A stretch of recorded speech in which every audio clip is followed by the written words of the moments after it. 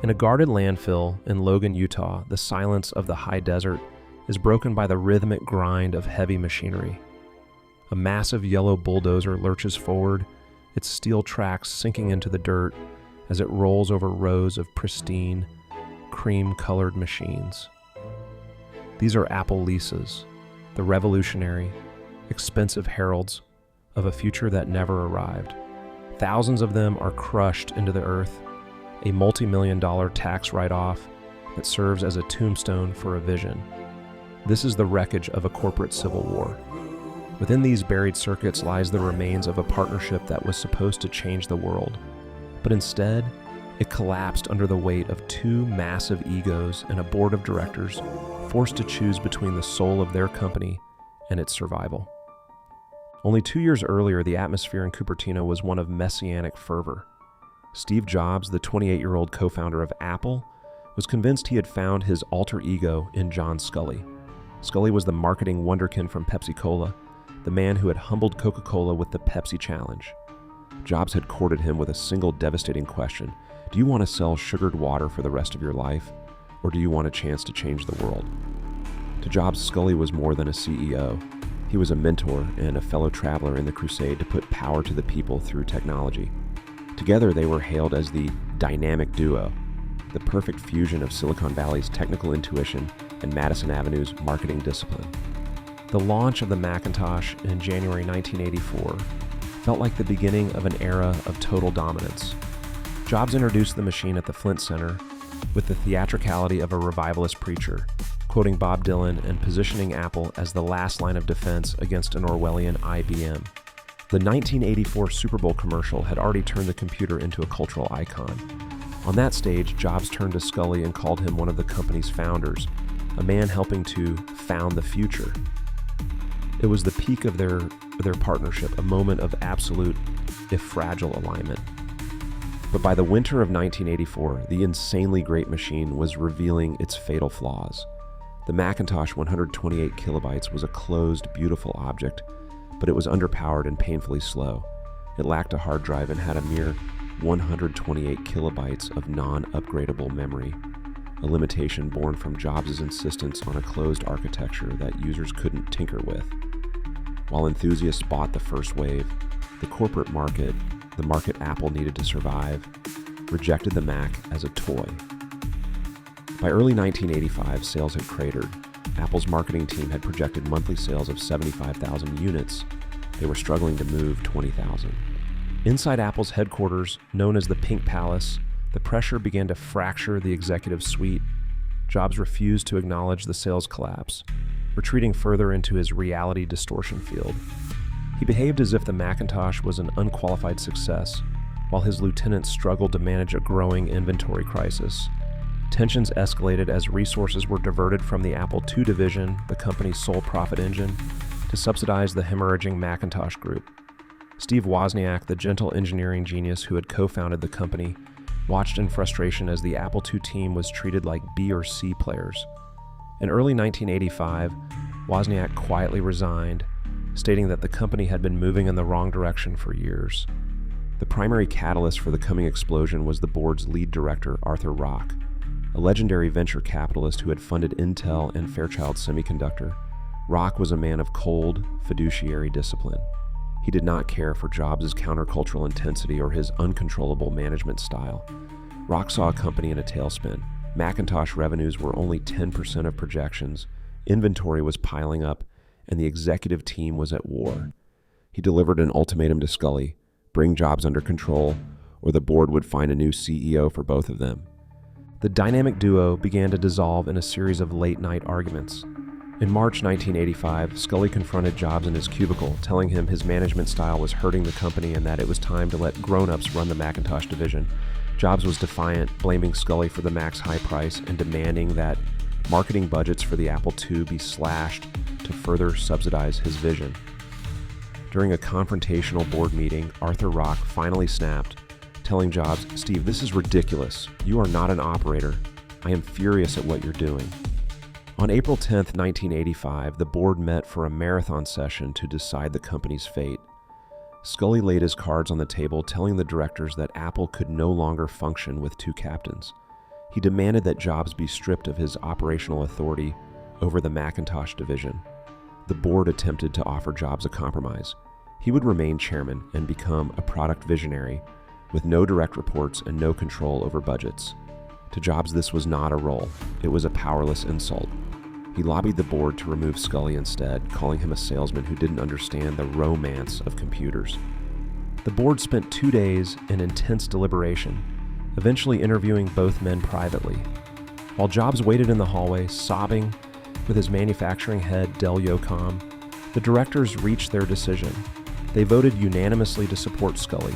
The co-founder of Apple had been demoted by the men he had recruited to help him build his empire. Jobs was crushed, retreating to his house in Woodside to weep on a mattress in an unfurnished room. But Steve Jobs was not a man who accepted defeat quietly. He began plotting a palace coup, scheduled for the Memorial Day weekend in May. He knew Sculley was scheduled to be in China to sign a trade agreement. Jobs planned to use the CEO's absence to lobby the board and the executive team, hoping to trigger a reorganization that would relegate Sculley to a minor role in the retail division. It was a desperate, final gamble to reclaim his company. The coup was thwarted by a man Jobs believed he had recruited to his cause, Jean-Louis Gasset.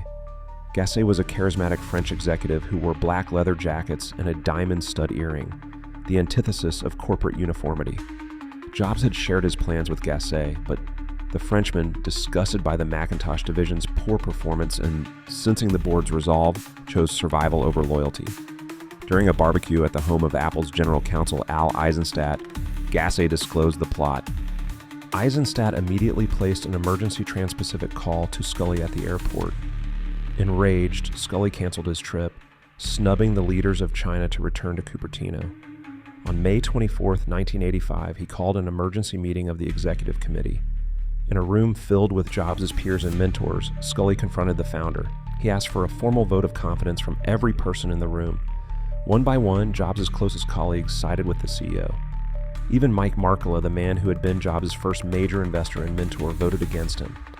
On May 31, 1985, Apple announced its first ever quarterly loss, a deficit of over $17 million, and the termination of 1,200 employees. Buried in the press release was the news that Steve Jobs was being stripped of all operational duties. He was moved from his office in the heart of the Macintosh team to Banley 6, a small, nearly empty building across the street. Jobs nicknamed it Siberia. Corporate reports stopped flowing to his desk. The phone stopped ringing. He was 30 years old, a multimillionaire, and completely alone. Exiled, but still technically chairman, Jobs spent the summer looking for a purpose.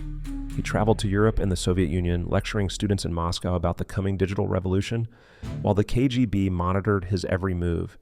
In Russia, a local programmer approached him in a hotel lobby and slipped him a floppy disk containing advanced handwriting recognition algorithms. It was a strange, clandestine moment of innovation that would one day find its way into Apple's first handheld device, the Newton. By September 1985, Jobs knew he could not stay in Siberia. During a board meeting on September 12th, he shocked the directors by announcing he was leaving to start a new company.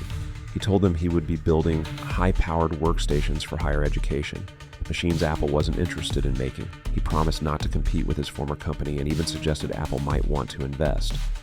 The board initially agreed to wait a week to consider his proposal.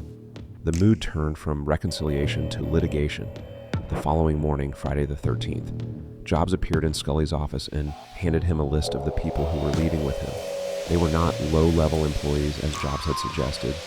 They were the crown jewels of Apple's engineering and marketing divisions, including Bud Tribble, Susan Barnes, and Daniel Lewin.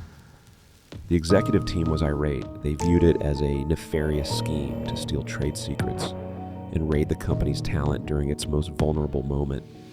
Jobs submitted his formal resignation letter to Mike Markkula on September 17, 1985. He wrote, "I find myself both saddened and perplexed by the management's conduct in this matter. I am but 30 and want still to contribute and achieve." He immediately began selling 6.5 million shares of Apple stock, retaining exactly 1 share so he could continue to receive company reports. On September 23rd, Apple filed a federal lawsuit against its co-founder. The era of the dynamic duo ended in a courtroom. In the decade that followed, Apple experienced a slow, agonizing drift. Without the uncompromising, often infuriating vision of its founder, the company became a paradigm of dysfunctional management. Sculley and his successors presided over a series of ambitious but commercially failed products like the Newton and the Macintosh Portable. Apple focused on high-margin iterative computers while Microsoft's Windows 95 began to devour the market. By 1996, Apple was weeks away from bankruptcy, its market share having plummeted from 16% to less than 4%. Jobs, meanwhile, was learning the hard lessons of failure. His new computer company, Next, was a mirror image of the early Macintosh, a beautiful, over-engineered black cube that was too expensive for the students it was designed for. Next burned through millions of dollars, eventually forced to shut down its hardware production and pivot to software. But it was within this successful failure that the tools of Apple's future were forged. The Next Step operating system was the foundation of what would become Mac OS X, and the very first World Wide Web server was built on a Next Cube. In December 1996, in a final act of desperation, Apple CEO Gil Amelio decided to buy Next for $429 million. The deal brought the operating system Apple needed, and the founder it had exiled 11 years earlier. Jobs returned as an advisor, but within months he had orchestrated the removal of Amelio and the replacement of the board of directors that had once voted against him. By September 1997, exactly 12 years to the day after his resignation, Steve Jobs was named interim CEO of Apple. The board's decision in 1985 to oust Steve Jobs is often viewed as a tragic mistake, a moment when corporate governance smothered creative genius. But in the cold light of history, it appears more as an essential, if painful, stage of growth. The 1985 version of Jobs was a brilliant, volatile autocrat whose refusal to compromise on an underpowered machine had brought Apple to its first financial crisis. The exile to Siberia, the failure of Next, and the unexpected success of Pixar transformed him. He returned to Apple not just as a visionary who cared about making beautiful objects, but as a leader who cared about making beautiful objects that made money. History does not move in a straight line. It turns on the pivots of difficult human decisions made in rooms filled with uncertainty. The 1985 Boardroom showdown was not an ending, but a necessary pause that allowed a founder and his company to find their way back to each other. It remains a reminder that the same instincts that make a pioneer extraordinary, the perfectionism, the force of will, and the refusal to compromise, can also be the very things that nearly destroy them before they are ready to lead. Apple's survival didn't come from avoiding the crisis of 1985, but from the 11 years of desert wandering that followed it, proving that sometimes the best thing that can happen to a visionary is to be told they are no longer in control.